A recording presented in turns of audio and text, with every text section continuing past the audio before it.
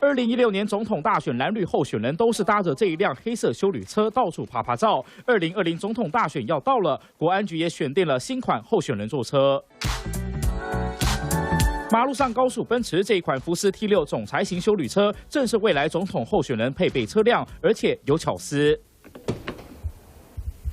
车门打开之后，坐上第2排，其实看起来很普通，但是你只要像这样子一转， 就可以和幕僚直接面对面，到时候中间还会摆一张小圆桌，立刻就变成了行动办公室。不止可以在车上讨论选战策略，但还不止这个。如果跑行程跑累了，只要把第3排的椅子往后摊平，立刻就变成一张床，候选人可以直接像这样子躺着休息。这辆车还可以输出199匹的最大马力，也具备2次碰撞预刹系统，可以在短时间内减速到时速10公里内，安全性高。国安局也证实这项消息。他写的是用福斯 T6，有没有这个标案？